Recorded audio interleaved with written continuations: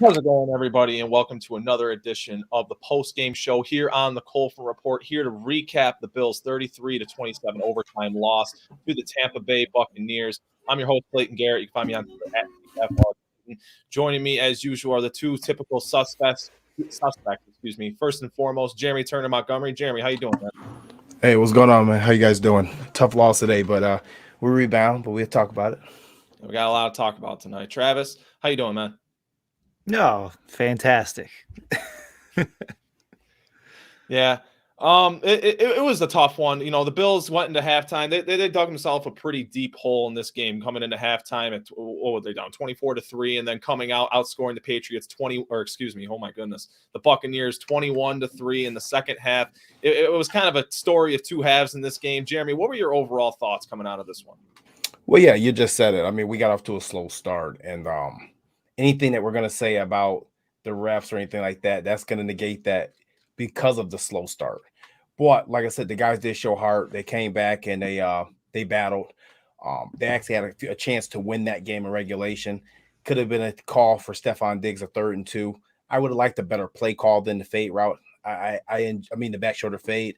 I do appreciate you going to your guy, but had a chance to win it. We didn't do it, and we're 7-6. Yeah, it is an unfortunate ending in this game. You know, the Bills really did kind of reel it together there in the second half, and it was a completely different team. You know, in terms of execution, almost the heart that they were showing on the field, a completely different team. Travis, what were your thoughts coming out of this game? Well, the game should have been over after the second quarter. So it was nice to see them battle back and kind of figure out a way to combat the pass rush. I thought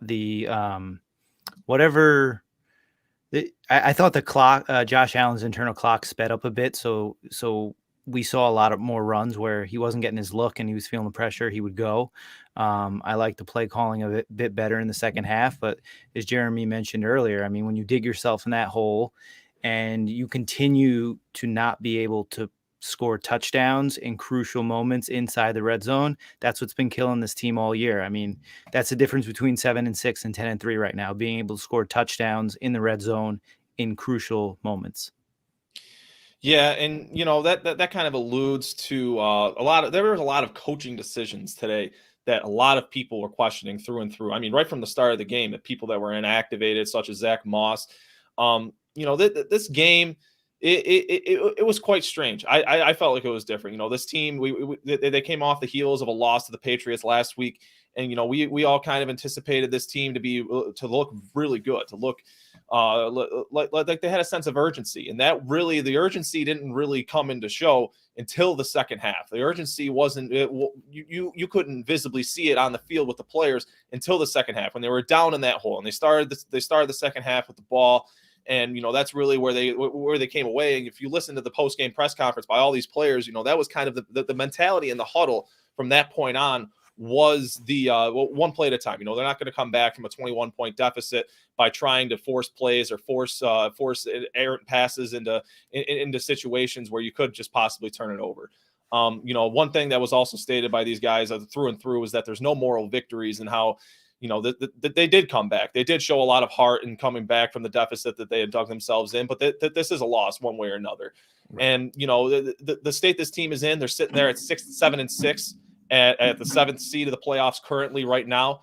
And, you know, they're on the brink of almost, last week they were playing for the division lead, and this week they were playing for their playoff lives. And now here they are at 7-6 and looking, you know, to hopefully win their way out. And that's kind of what they got to do at this point if they want to, you know, really have themselves in a good shape going to the playoffs. Jeremy, what are your thoughts on the Bills' playoff standing at this point in time? I think they're okay. I mean, I know it's going to be hard for people to believe that, but I think they're fine. When you look at the schedule coming up, you can be saying this. I believe they're going to win out. The schedule gets a little softer. Now, you asked me about what I think their Super Bowl hopes are they a true contender or not? I may have a little bit different take on that before I did week 1 or week 4 or week 5 or any of that, and during that time span. But I think as far as playoffs stand, I think they're fine. Like I said, the AFC is just so up and down right now that it's tough. I mean, to be honest with you, I still think they're fine for possibly winning the AFC East. The Patriots don't have necessarily the easiest schedule coming up, and we do have the one more game. So if you're talking about just the playoff standings, I think we'll be okay. At the end of the day, I think we'll be in there. And I think what the AFC has shown this year, especially now adding the extra game and the seventh playoff team last year, is that you just have to be in it. You saw Lamar Jackson leave on a cart today. The Browns are coming up the back end. The Bengals took a loss to the 49ers today. So it's wacky. And anybody that you may see in the playoffs, you've somehow probably seen already between either once or twice between this year and last year. I think they're right. I think they're fine.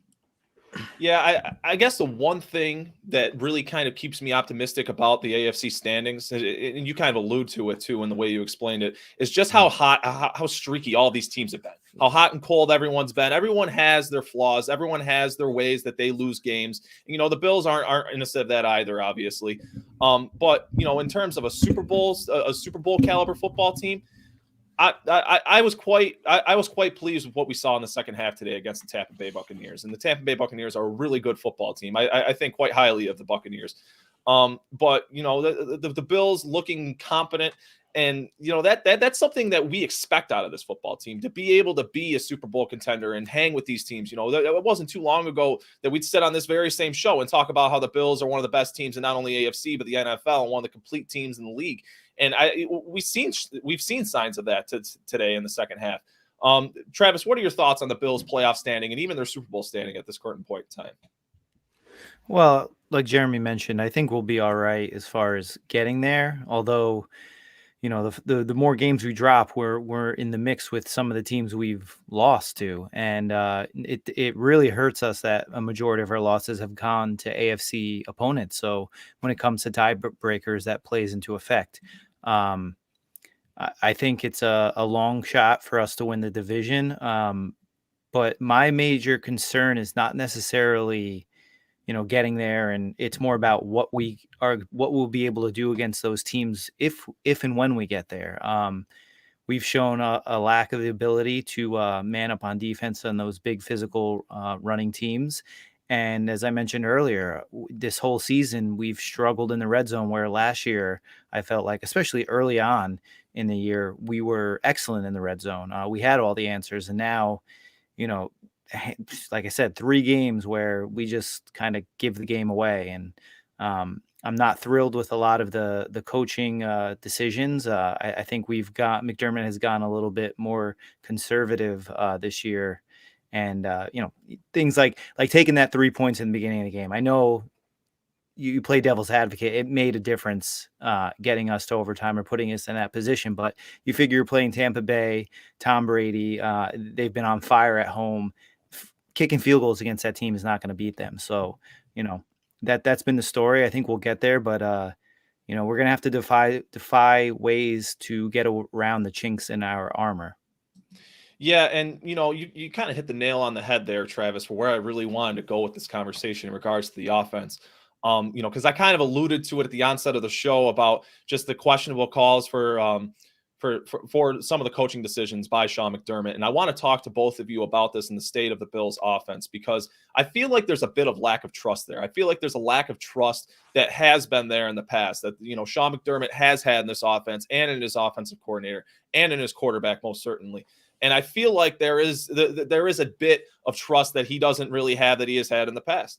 And I'm curious to know what you guys really think of that. If you feel like that's existent at all, or if you feel like what really the problem is that's creating that lack of trust in this Bills offense. Jeremy, I wanted to start with you. As far as lack of trust in his coordinators? In the coordinator of the offense, do you think it's the offensive line and the execution? What do you think really is it that's causing the lack of trust from McDermott in this offense?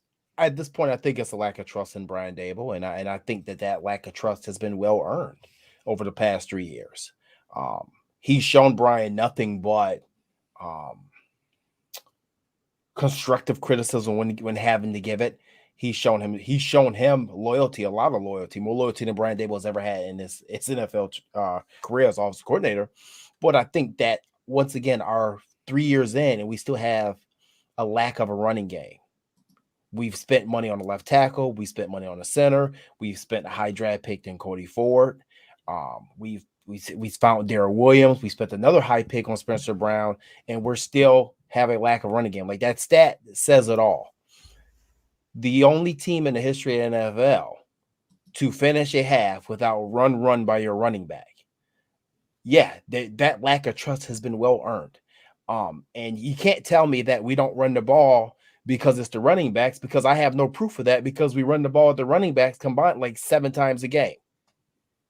So you can't get off with that excuse. So yeah, I think it's a lack of trust. I think he fully trusts Leslie Frazier, and I think that maybe, just maybe, he's kind of dreading possibly losing Frazier to a head coaching job this year. And honestly, reality, I think he's okay in hoping that Brian Dable gets a head coaching job. Therefore, he doesn't have to relieve him of his duties, because I think this is the route that we may be headed, unfortunately, a parting of ways. Yeah, man. I and you again, that's kind of where my mind has been for the longest time with Brian Dable. And we've talked about it countless times as to, is he going to get a head coaching job? Or, there was a point in time where Brian Dable was the hottest offensive mind in the NFL. And, he's cooled off quite a bit since then, to say the least.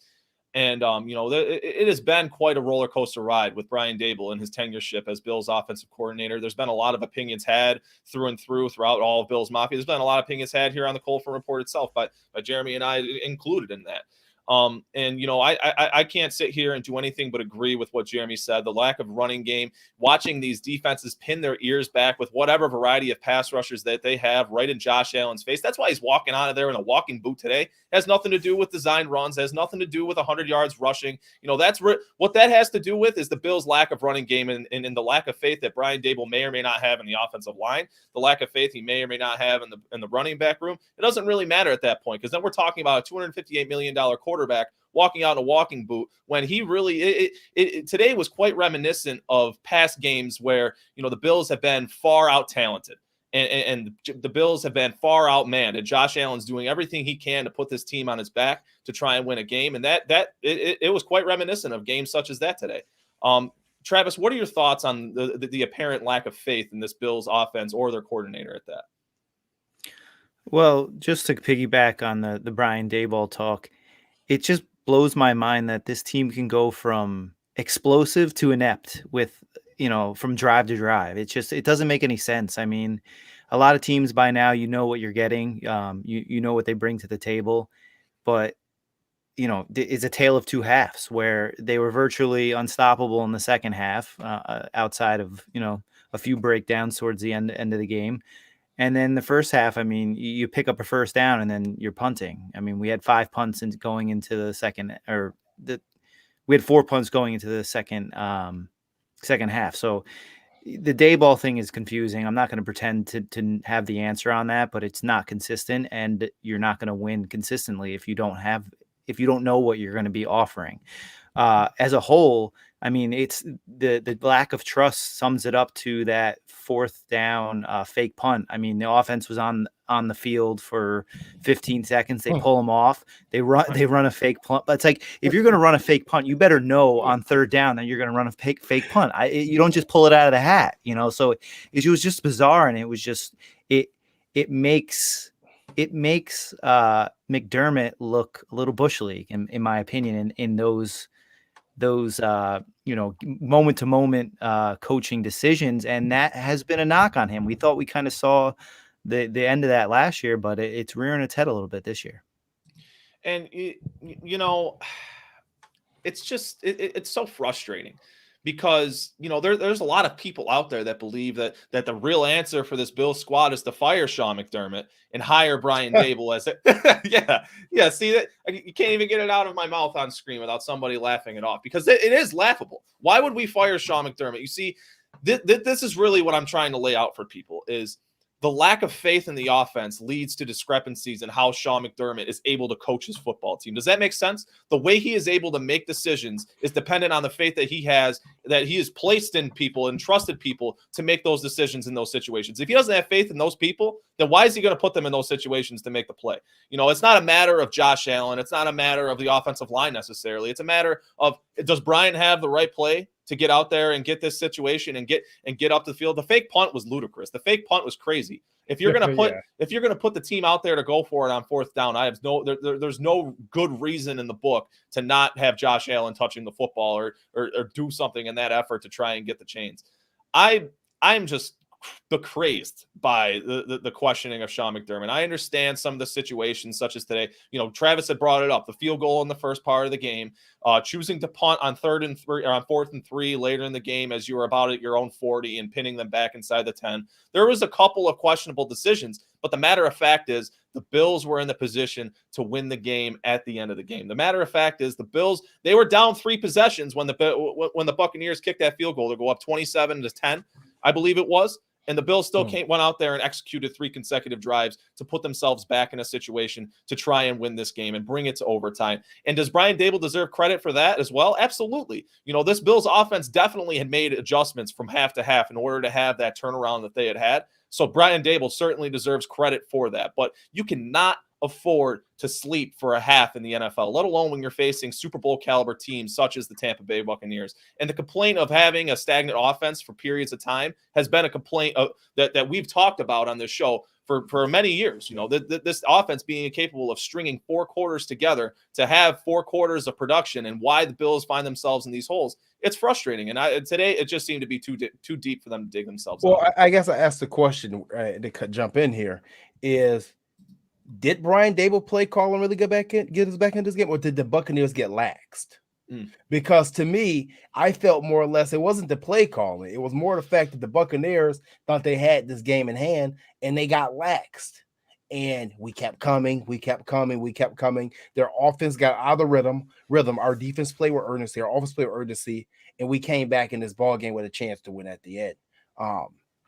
I don't want to take anything from Daboll and be like, hey, he didn't do anything. Yeah, he drew up some nice things towards the end of that game. But why do we have to get to that point? Why do we have to get to that point? We're down 21 points going to the second half for us to draw up something that wasn't in crayon. I don't understand, and I don't get it. And that's what I'm saying, man. I want to give him credit for a great second half, but I can't. And I can't, because this one half of play or a quarter of play or things of that such. We can't win like this. And yeah, I hear everybody talk about this Tremaine Edmonds crap, and he's not, everybody's harping on Tremaine Edmonds. What did Edmonds ain't do nothing too wrong today? I mean, come on, man. Like at this point, I get it. So we're 7-6. We're almost out the playoff race. We're in the 7th seed. We're finding people to blame. Well, I can tell you this: Tremaine Edmonds cannot play middle linebacker in a 4-3 front without a true one defensive technique, defensive tackle. No linebacker can, technically. So until we get that, he's going to struggle. Milano's going to struggle. All linebackers are going to struggle at times when we don't have that. So I'm just going to throw that out there. I just think the lack of, this team, the one thing that really has changed from 2020 to 2021 is the embracing of their identity. This team, they kind of embraced it too much, if you will, even.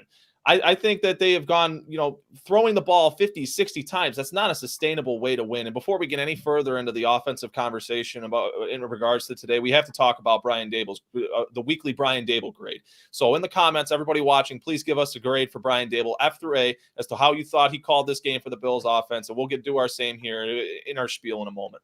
But, this Bills offense not being able to run the ball in any way, shape, or form, it just baffles me, to deactivate Zach Moss, to not have, your best protector for Josh Allen. If you were coming into today planning on throwing the ball 50, 60 times, if that's what you were really planning on doing, then it really confuses me as to why you deactivated his best protector back there in the running back room. That makes no sense to me. Well, it makes perfect sense. I mean, we should have a problem with that. He hasn't been, unfortunately, he's my guy, but he hasn't been productive. Yeah. I'm not knocking it. And we knew we were going to throw the ball 40, 50 times going into this game. We knew it was going to be a shootout regardless. But I'm not going to knock him for the Zach Moss activation, because I think that one was probably the correct move for this particular game. Okay. I can see where you're coming from with that. Travis, how do you feel about Brian Daboll's play calling today? What would you give him for a grade? Well, just before I get to that, I don't think a running back is going to solve our protection scheme in the first half specifically. I hear what you're saying, but there were blown coverages. Brown was getting beat on the outside. But as far as Daboll, he's a D. and you only got them up to a D because of the second half. Where there was no deep shots. I mean, they played a lot of cover two. They played a lot of two deep safety, but they didn't play it all the time. And, there was that one somewhat deep throw to Diggs when he turned his head to look for that PI and then turned his head back and missed the ball. But I just don't, there was nothing that stuck out at me. I mean, I was glad that we saw Beasley get involved a little bit more, but I think a lot of the credit needs to go to Josh Allen. I think he realized he was out there on his own, and he couldn't really rely on any schemes to help manufacture yards for him. So he kind of did his own thing, and you want to call it hero ball, whatever. This is the good side of hero ball.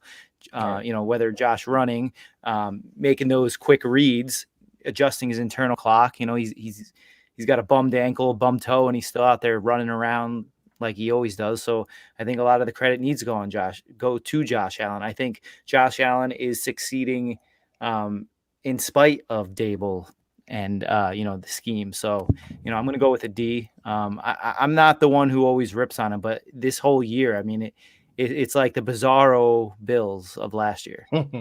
Yeah, the 89 bickering Bills. Now you have the 2021 bizarro Bills. Yeah. I mean, even at their best points in this season for this Bills offense, I don't feel like they've ever really hit that point where they were humming like they were last year for a certain duration of time, where no defense could really stop this team and really hone them in and keep them under a certain point total. And in this Bills offense, they've really never found the rhythm or found the synergy that they had last season. And that's been apparent, even at their best moments, as I had said, even at their best moments this season, this offense hasn't had the continuity that you would almost expect from an offense that was returning at 10 of 11 starters, and the only one that was new was Emmanuel Sanders to the lineup.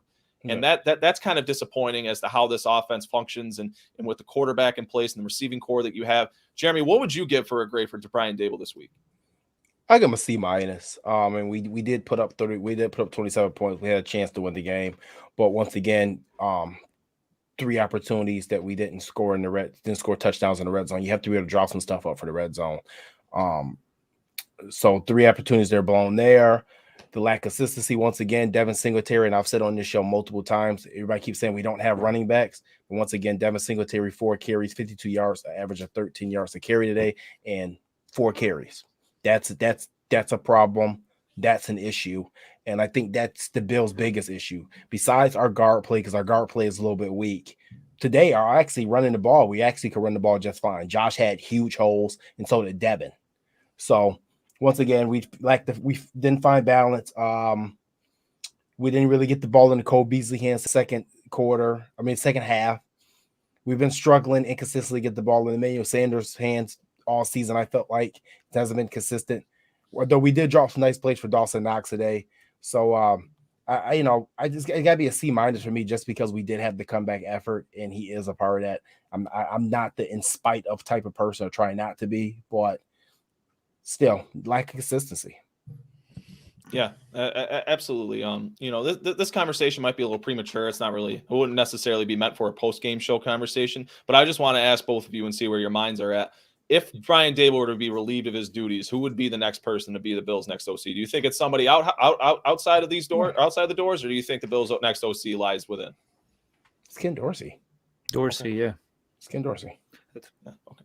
All right. See, I thought it was a stupid question too, but it seems to be that a lot of people don't think that Ken Dorsey is the next man up. Ken Dorsey is the next OC. He's if he doesn't leave on his own terms, he's the next OC. The only way Ken Dorsey is not the next OC is if Leslie Frazier gets a head coaching job, and then he in turns takes Ken Dorsey with him. But Ken Dorsey ain't gonna leave Josh Allen. That's his head coaching job in the future waiting. That's his ticket. Absolutely. I wholeheartedly agree. I just wanted to get that out of the way before we shift gears to the Bills defense and really talk about how, I thought they did a great job turning things around in the second half. With how things were going, I agree with Jeremy as to how he said that this Bucs offense did get out of rhythm and they did kind of get out of sync once the Bills front started sending some more pressures. It looked like Tom Brady was almost out of sync himself because he was missing some passes. He was overthrowing some guys. Travis, how did you feel the Bills defense performed in the second half once they started to get things together? Well, they played well. I mean, you're going against Tom Brady, who's having another, all-pro type season. I thought for the most part they were pretty good against the run. I thought the tackling was a lot better. People were dogging on Tremaine. I thought his tackling was solid. Milano, he's really when he shoots his gap, he's making plays, and that sack was huge. I thought the secondary played well. I thought some of the calls were a little unfair. Where if you're going to let him play, let him play. I thought the Wallace one where I get the rule, like you have to turn your head around, but it was clear as day that Evans knew that was what's happening. So he just basically wrapped his arms around him to get that call. And, it is what it is. But you got to be fair. You miss one jersey pull. Okay. But you don't miss three. So, outside of that, we shouldn't have been in that position. But as far as the defense, I thought they were solid. I mean, they kept us afloat. This game should have been a blowout. I mean, it should have been Indianapolis all over again, and they kept us in the game throughout the second half. They made, that if Dane Jackson gets that interception that he drops, if we get that batted ball, I know we ended up scoring, but we left a little out there on the field. But again, you're only giving up 27 points in regulation against this high-powered offense. The Bills that should be enough for this supposed this vaunted Bills offense. Yeah, I tend to agree. I felt like the Bills struggled with getting pressure with just their front, but once in the second half, once they made the adjustment and they started sending some more exotic pressures and sending guys in different gaps and really overwhelming that Buccaneer offensive line, then they started finding some pressure and they started getting to Tom Brady and forcing errant passes. And I thought the Bills secondary did a great job. I thought they did a pretty good job against this receiving core. Dane Jackson and Levi Wallace, I thought they had a pretty good game for today. You can say what you will about the fouls, but I don't really like talking about penalties. They're either here or there. They're either going to be called or they're not. I think every crew is different. There's a lot of discrepancy from game to game and staff to staff in terms of referees. But Jeremy, how did you feel about this Bills defense and what they were able to accomplish today against the Buccaneers? Well, I think they played a solid game. Especially going against a team loaded with as many weapons as the Buccaneers have. I thought they played solid. I thought the linebacking core did a decent job. I was actually pleasantly surprised with the job that Dane Jackson and Levi Wallace did, especially Levi. I think Levi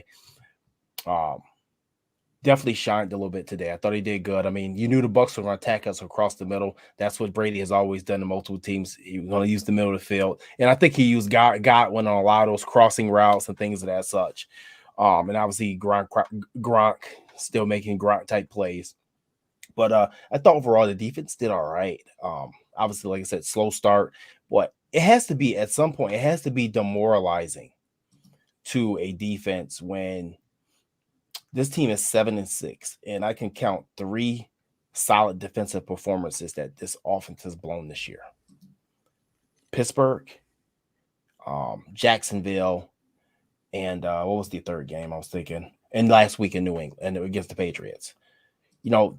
That's the difference right there between 10-3 and 7-6. The offense has blown. So when you get to games like this where you're not just going to shut the other team down and just completely stop them, those games that the offense blew, they hurt you worse now because you're going to have games like this right here. You're not going to go through a 16-game season as if you're the 0-1 Ravens or 99 Bucks or the 85 Bears. It's not going to happen. But they struggle. They have to be demoralized at time because of it. But they kept playing. They get the energy up. And like I said, as far as Tremaine Edmonds go, I mean, I get the narrative on him. I hear the narrative. But if you don't understand what Edmonds is here to do, he was never drafted to cover people. He was never he didn't cover people in college, okay? He's here to make solid tackles in place. Now, as far as people said on the Fournette run, I know people are saying that the Fournette run was his fault. Actually incorrect. Go back and look at the film. Already did it for you if you don't believe me. Got blown. He took on his blocker, filled the gap. Teron Johnson didn't make his play to the side, and the safety got sucked up, which gave Fournette the lane outside. Now it wasn't on Edmonds. And if you want to go back and look at the long run from last week on Damian Harris too, matter of fact, go to Brian Baldinger's page on Twitter and Instagram where he breaks down the play. Once again, Edmonds filled his gap correctly. left the play for the safety and cornerback to come up. They didn't do it. Left the cutback lane open. So before you run that narrative, you should really go watch the film. And one thing I can tell you about Tremaine Edmonds is he's playing a whole hell of a lot better he is this year than he was last year. And if you do watch the film, show it to me. I want you to make a video and send it to me personally. You can find my pages because Tremaine was solid today. Now, was he good in the passing game? Nah, that ain't really his forte. But until you actually get a real defensive one-tech tackle out there, your middle linebacker is always going to struggle in this four-man front. Always. You can go ask Daryl Talley, go ask someone, any of the Bills greats. Until you get a real one-tech defensive tackle, you are going to struggle. Because as linebacker, you're guessing. You can't fill the gap correctly because you're guessing. You don't know because you don't have anybody forcing the play to the gap you're supposed to be at. So that's the thing that the Bills really need to address in the offseason, because this whole Starla Tulele thing, it ain't working. And honestly, I even argue that Eli Anku, who just came off the practice squad, made the same amount of impact. Yeah, I mean that's more than fair. I think this Bills defensive line and being unable to really kind of hold that line of scrimmage. We were really you and James were really talking about it in the chat during the game. Just the pure amount of times that they were really having to double team Ed Oliver and how nobody was really winning their one-on-one matchups. There were times where Harrison Phillips would win his matchups and here and there, but way too far and few between. And that's what really separates good interior defensive tackles, being able to maintain their gap, maintain their blockers, and keep their linebackers free. And, really kind of dictates whether they're good players or not on the interior and how they can do their jobs and how efficient they can do their jobs. Speaking of Ed Oliver, I just want to say, because I can't go a week without talking about how good Ed Oliver has been playing this year. And this week was no different. He's wreaking havoc. Obviously, teams are starting to pay attention to Ed Oliver. You are allocating two blockers to Ed Oliver now in order to stop this guy, because he is wrecking plays. He is getting in the backfield. He's beating offensive linemen with regularity. He's playing nasty. He's playing like a dog up there. And that's something that I've really just been waiting to see from the former first-round pick. I felt like once he found his niche, once he found his groove in the NFL, then that's when we would start to be able to see Ed Oliver play explosive, play angry, play mean, do all of those things and have all those characteristics that makes really good interior pass rushing defensive tackles good. And I think today was just another case in point of that. I don't think you're going to see it in the stat sheet, but you see it on the film. I think if the Bills were that one technique defensive tackle thing, I can't stop getting hung up on that, because we've been talking about that for 2 years now, about this defense and how you're stopping it, how it's really kind of hindering these two linebackers, how it's hindering the run defense, how it hinders the whole defense when you don't have that big one technique defensive tackle that's there to take blockers, take space, and make plays for other people. The Bills were missing that today, and that's why you saw the team on the other side able to double team out Oliver. Travis, what were your thoughts overall on how this front seven is able to function? What are your thoughts on Tremaine Edmonds and this defensive line and what they're capable of doing against the run? Because today, aside from that long run from Fournette, I don't want to really hear nothing about the Bills stopping the run, because it's been far and few between. The New England game was what it was. They weren't passing the ball with Mac Jones. They threw 3 passes last week. I think this run defense is fine. Do you think the Bills defense is all right moving forward? Yeah. I mean, you got to choose your poison. I mean, like Jeremy mentioned, they're not going to be the 2000 Ravens. I mean, no one is. We're going to have a weakness, and our weakness is when we don't make the correct fits in the run game. They're going to leak out some runs, and that's what happens, where you see a bunch of solid, whether it's 2-yard gain, 3-yard game, and then you'll see one pop a little bit, because I mean, when you're running a nickel defense, sizes is not going to be your forte. And then you got the undersized defensive tackles. You really got to be sound with your run fit. So it's going to happen. To speak on Ed Oliver, he's been having a fantastic season all year. I'm just happy he didn't get a PI for swatting Brady a little bit there when he got in that scuffle early on. I like his edge. I like the way he plays. Notice his pressure, how his pressure affects the plays, and how our friend Jerry Hughes constantly, again, the classic Jerry Hughes. It was sometime early on in the game where dipped his shoulder. Tom Brady opens up the Red Sea for Tom Brady, give him the whole field to operate. That again, we saw our buddy there, Jerry Hughes, do what he does best. But he got a pressure for it. Yeah.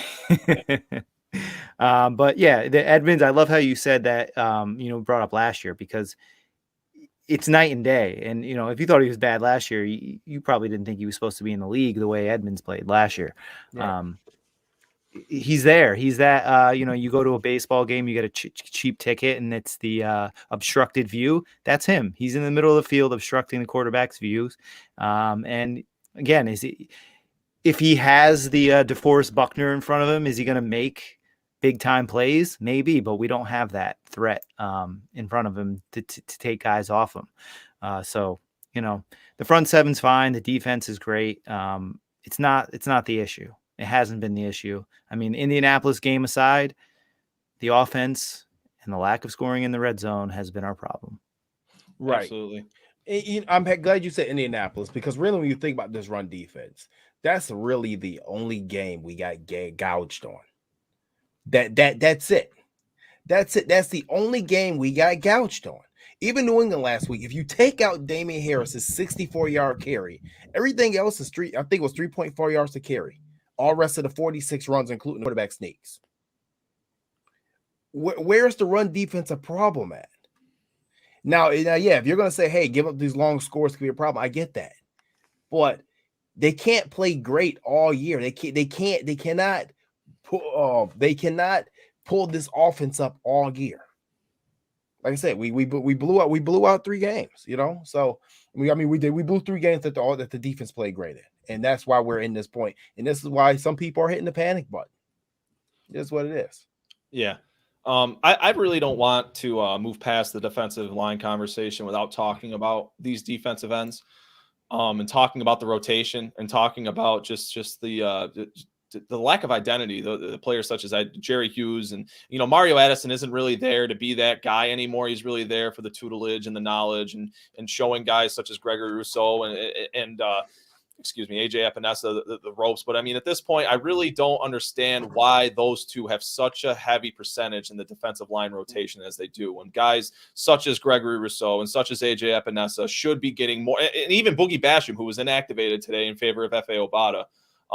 It really confuses me as to what they're doing with these defensive ends, and what they really envision for those 3 players in particular, Rousseau, Epinesa, and Boogie Basham, because of just the mismanagement of the position, it feels like. Jeremy, how do you feel about the defensive line? Well, for one, we're in game 13 right now. All right. One of those guys should not be playing. Whether that's Jerry or whether that's Mario, one of those guys at this point should be inactive, because Jerry hasn't gotten a sack in, I feel, about 5 years. And Mario is a big liability in the run game, but somehow he gets sacks. I don't get it. One of those guys should be active. And I get the mentor and the tutelage. I don't see Jerry Hughes mentoring and tutoring these guys. I felt that was more Mario Addison's role. So now that we're in game 13 and these guys should know what they're doing at this point, and it's all in-game reps, he should probably be one to be inactive. Now, personally, I felt like Jerry Hughes should have been traded last year at the deadline. I personally felt like we had an opportunity to move Jerry Hughes again at this deadline. And I think for the familiarity aspect with Sean McDermott, and this is what comes into a problem with this team, is keeping players around that we're familiar with because we're comfortable. Well, at some point, we need to get very uncomfortable, because being comfortable has got us to 7-6, and we need to get Boogie his in-game reps. We need to get Epinesa his in-game reps. These young kids should be playing about 40 to 45% snap percentage a game. Yeah, I wholeheartedly agree. I really don't understand. You hit the nail on the head. I really don't understand the decision of favoring 3 players: F.A. Obata, Jerry Hughes, or Mario Addison in favor of Boogie Basham. Those are valuable reps that they should be giving Boogie Basham, whether you want him to be an interior piece on passing downs, or whether you want him being run contain on run down. It doesn't really matter. He should be out there getting reps. He should not be out there, inactive in street clothes, while guys such as Jerry Hughes and Mario Addison, who probably aren't going to be on this roster next year, out there taking valuable reps and blowing contain left and right, such as we were talking about earlier on the Brady run. Travis, what are your thoughts on really the defensive end rotation, and what do you really think should be going on, or do you think they're doing an adequate job with it as such? Well, I think they have a philosophy of, for some reason, keeping the veterans around. I mean, we saw it with Trent forever.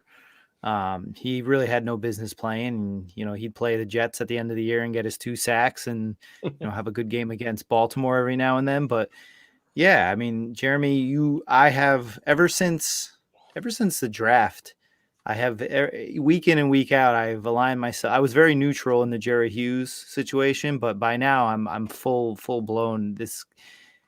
Thank you, but I think you're slowing down the future by playing him, and you're right. He reminds me of a Brett Favre to Aaron Rodgers type guy where he's like, I'm not going to make you better to take my job. He just doesn't, not saying that's a bad view, but I don't see him, mentoring Greg Rousseau, taking him aside, to take reps from him.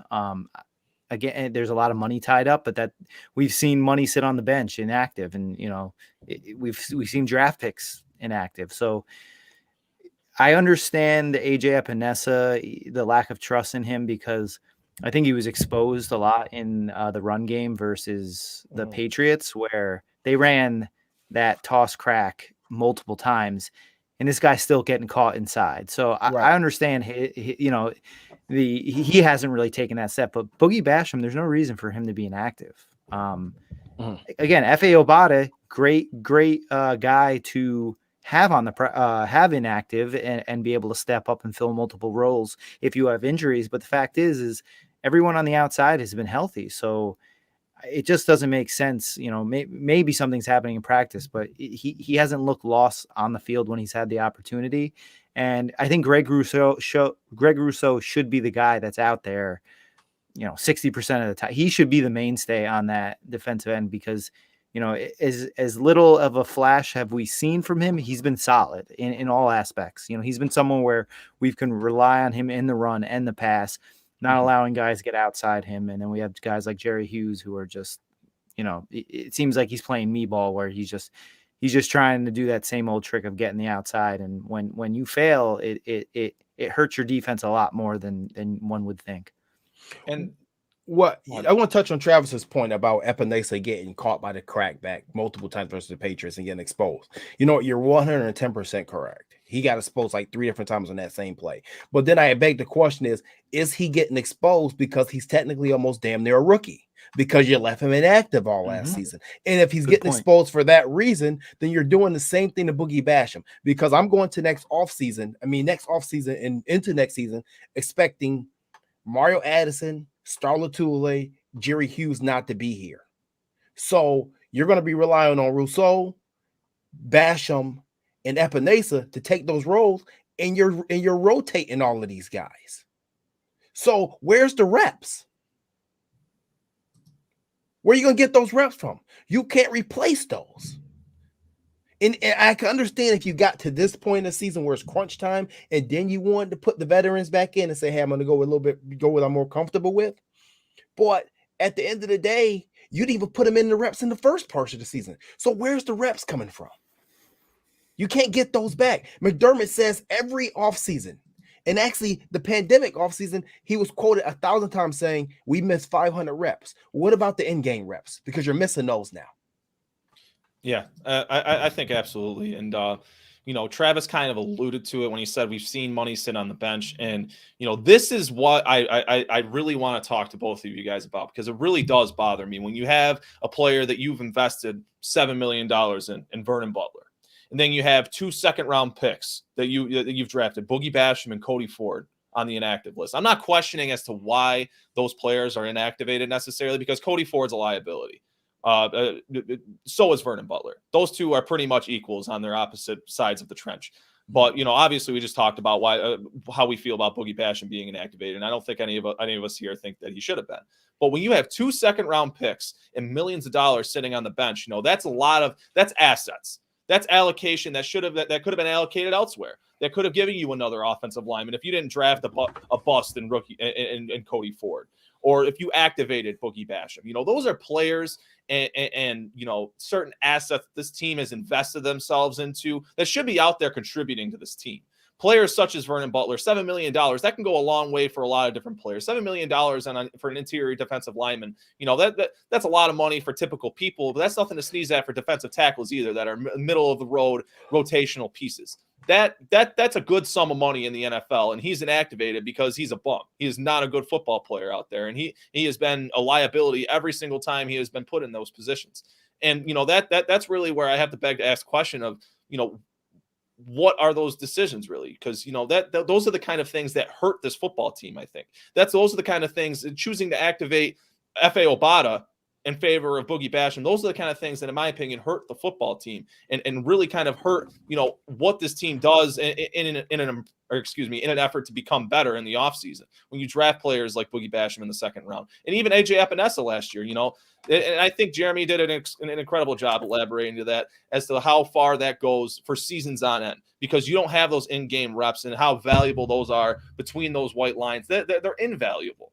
And, I think it just hurts this Bills defense. I think it hurts you right now. I think it hurts you long-term. And I don't see the benefactor at any point in time for this football team to make some of the decisions that are being made, whether that's in the front office, drafting players such as Cody Ford and signing players such as Vernon Butler, former Carolina Panthers that have just been money sinks.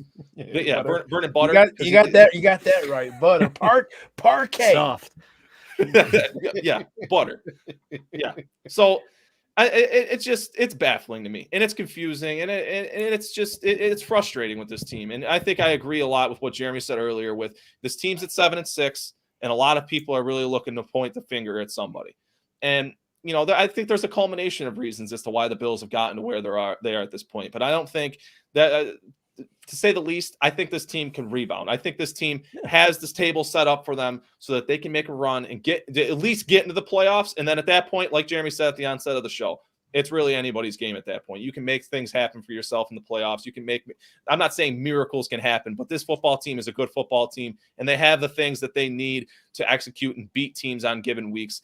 And I just to say the least, I don't think I've lost any faith in this football team, but it's most certainly gut check time for them. Take a couple questions here. Our man Ray Cruz asks, who are the Bills to seek free agency to fill in D tackle next year with 3 of them gone, Bryson promoted? Off top of my head, me and James, I read the game, me and Madeline, we talk off season all year. I had Tim Settle circled from Washington. He's a 6'3", 340-pound defensive tackle. He's really solid, but he's stuck behind Deron Payne, Iodonis, and Jonathan Allen there. So I had him circled as a D tackle that we could bring in here personally. I don't know if you guys had anybody. I know everybody's high on that Jordan Davis train from Georgia, but I don't think he's making it to wherever we pick. So, I mean, Travis, you have any? I have no. All I know is I don't expect there to be big money spent on it. So it's a guy like you said, some guy who's buried on a depth chart that might be able to help us out. But as far as big splash, I mean, you got all this money allocated in certain areas. People are going to chase names, and I don't think we're going to get that. I go with margarine. Oh, gee, it's funny. Olive oil. There was another question too. So our man Arjun asked, "Do you think Allen can miss the Carolina game? He's in a walking Blue Exit Stadium. Not a chance. No, not a chance. You saw him moving around there. He's not. He's just not immobilize it. No. We may not call it QB sweeps, but he ain't missing the game. So let's see. I mean, anybody got any questions, gonna put them in. We'll answer. We'll try to get to a couple of them. But yeah, I just think overall, guys, I think that today was a rough day. It was a game that I didn't have us winning. I just thought that when I did my schedule predictions, I predicted 13-5. And I think the games I got wrong was I flip-flopped probably Jacksonville and the Chiefs, if you want to call it that. So we're not far off from where I thought we would finish, but a couple of these games hurt. And I mean, today, we had a chance to steal this game because it would have been a stolen game, definitely. Being down 21 points to on the road. So, it sucks, it does suck, but I think people need to just calm their expectations. I've seen so many negative comments, negative remarks today. I mean, people just jumping off the bridge. Remember what we went through the last 20 years. We got to chill, man. Yeah. Well, yeah, I think the expectations that were set, they're always high when Bills Mafia, but when you have the media in Vegas picking you, and this happens every year. I mean, look at the Chiefs early on, and now they're right back in it, and that's a team we beat. So we know that the good news is this is a quarterback driven league. And I think if anything that has been proven is that Josh Allen, amongst the turbulence, he has shown it's not on him. We're not losing these games because of him. Could he have played better in certain situations? Has he dropped the ball when the ball was in his hand? But I think it goes beyond that. So, like they mentioned on the broadcast, they said, it just seems like the teams who have the best quarterbacks are always in, playing and always in the game late in the season. And that's what we have on our side. It's not like we're, Tyrod Taylor relying on Shady McCoy to win us games. We got the guy and we have weapons. No. Cody Wells asked, do you think Josh's comfortability with Knox is affecting his chemistry with Diggs? Clayton, what do you think on that one? I wouldn't necessarily say it's directly affecting his chemistry with Diggs. Obviously, it's going to take targets away from him because he wasn't targeting Knox nearly as much last season as he is this year, clearly. And I think in certain situations he looks to Knox more often than not. Obviously, those flat passes whenever the chains are short, whenever you're down and towards the goal line, he always loves looking towards Knox. It's a big body for him. It's a mismatch for him. It's a mismatch that the Bills haven't really had in the past, and Josh Allen hasn't really had in the past. But to say it's affecting his chemistry with Diggs, I wouldn't necessarily say that. Diggs came away today with 8 catches. I think that, the lack of rhythm for Stephon Diggs, his lack of involvement, I really think that they need to get Stephon. I think they needed to make it a point to get Stephon Diggs involved in games. I think there's certain cases and points you can make that for any situation with this offense for certain players. Like there's certain points and times they should definitely get Cole Beasley involved. And I think that really comes up to the offensive coordinator as to knowing when to call certain plays to get certain players involved that benefit this offense the best for those situations, for those players, for Josh Allen. What is best for this offense to work as an entire unit? However many pass catchers, however many ball carriers, how can we get all these players playing to the best of their ability and working in synergy and working together in order to have an efficient offense? And I think that kind of goes into what I was saying earlier with how we haven't seen this offense perform to the efficiency and the effectiveness that we have seen last year, to how we haven't really seen this offense hit full rhythm, hit full throttle, or really ever reach those heights that we have seen this offense execute at. I think that falls more so on the shoulders of Brian Daboll, and I don't think it has anything to do with Josh Allen to Stephon Diggs directly. Yeah, I mean, Trav, what do you think? You think it affects the chemistry at all? No, I mean, if you have a breakout guy outside of your number one target and that's causing a rift, I think you have a problem.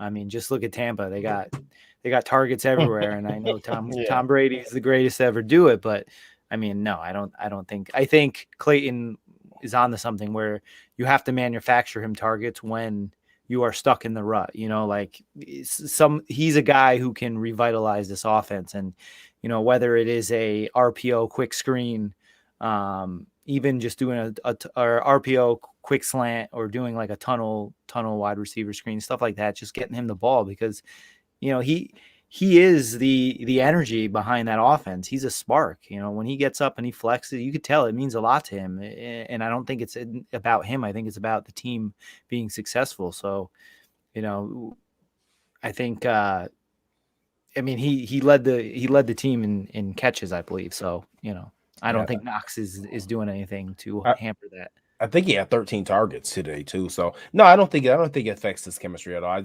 think the chemistry is affected by Brian Daboll. Brian Daboll has not been able to find his players mismatches, or find his players, or put his players in position to get the ball in their comfort zones. That's completely 110% on the OC. It's not hard to get a player like Stephon Diggs the ball 8 times in a game. You should get him the ball 8 times in a game very easy, unless he's being bracketed. And if he's being bracketed, then somebody else like Dawson Knox should be eating like 8 times a game. So it falls on the OC. Let's see. I'm gonna get to Dan LaRocca's question in a minute, but our man Arjun asks, is Dable out after this year? I'd say so, one way or the other. I think he gets a head coaching job, and that's the way McDermott will like it. But yeah, I think he's gone. I think he's going to get fired. I don't think he's going to get a head coaching gig, in my opinion. Yeah, we're definitely getting getting to the crossroads where he either turns it on and he gets a job, or turns it off and he loses one. There will be a heading part ways after 3 years, something like that. It'll be. Our man Dan LaRocca asks me personally, JT, what do you think about Milano now? Now, me and Dan was on a lot of shows with me in the offseason where I was just bagging on this dude. And Dan was bagging on him with me. So we were like the Bash Milano brothers. And I got to say, I was wrong. I was totally wrong. And I know on Tuesday, when I do my show on Tuesday night, I'll be issuing a public apology to Mr. Matt Milano. I'm even going to find his middle name and put it in there. So totally wrong by Matt Milano. $9 million is still. And he's looking like, honestly, like a Pro Bowler, to be completely honest with you. So, but yeah, I don't know, man. I mean, what else you guys got? Yeah, absolutely. Any final thoughts, Travis? Well, I mean, I think we pretty much covered it all. This was a game where I had that, when you're able to analyze games and you're picking your win and losses, you're not going to win them all. This was a game where early in the season, you felt that you could comfortably roll into, take a loss on the roll and not have it affect you. But unfortunately, the way the season has gone, this kind of turned into more, I wouldn't say a must win, but if you want to keep, I think morally it was a must win, where, I mean, you see people's reactions now, but in the actual culmination of the things where, I went to the gym today and a guy looks at me and he's like, man, it's a week to week league, especially in the AFC. And it's true, man. I mean, you got Lamar going down. Every one of these teams has taken a bad loss to someone they should have beat. They're beating up on each other. It just comes down to the expectations, and, do yourself a favor, Bills Mafia. Don't have expectations. Really don't. It's at the end of the day, it's a football game. We all love watching the team. We all love rooting for them. We all love Buffalo. But at the end of the day, let Monday be Monday. Don't let this ruin your week. We got plenty of time to course correct, and we have the quarterback to do it. So just relax a little bit. Absolutely. Jeremy? Yeah, I mean, at this point, I think that this game, the way this team fought, and this is why I say Sean McDermott has full control of this team.